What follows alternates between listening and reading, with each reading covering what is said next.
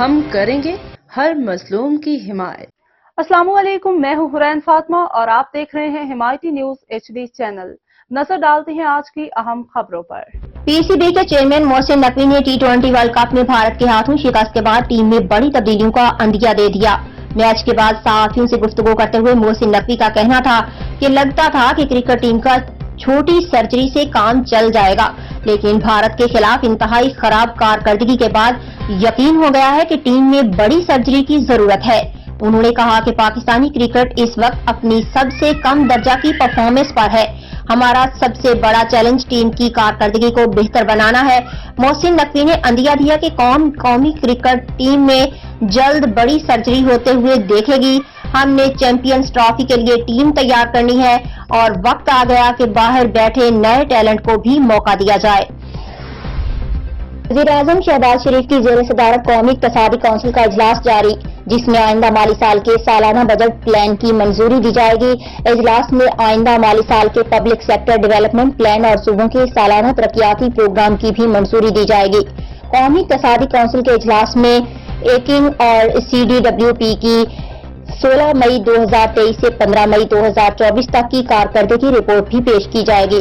ذرائع کے مطابق وفاقی حکومت نے آئندہ بجٹ میں صنعتوں کے فروغ کے لیے مزید اقدامات کرنے کا فیصلہ کیا ہے اور اس ضمن میں وزارت صنعت و پیداوار کے ترقیاتی بجٹ میں تقریباً 100% اضافے کی تجویز دی گئی ہے۔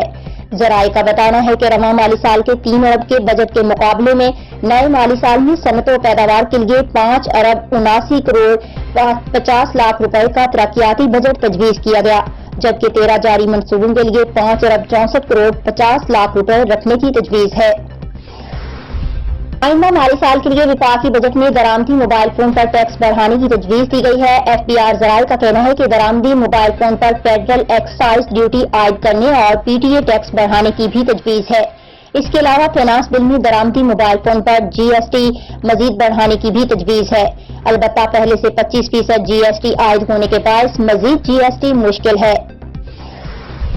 ڈکیتی مزاحمت پر کراچی کا ایک اور شہری جان سے گیا۔ کراچی کے علاقے قائد آباد میں دودھ کی دکان پر ڈکیتی مزاحمت کے دوران ڈاکوؤں کی فائرنگ سے دکاندار جاں بحق ہو گیا۔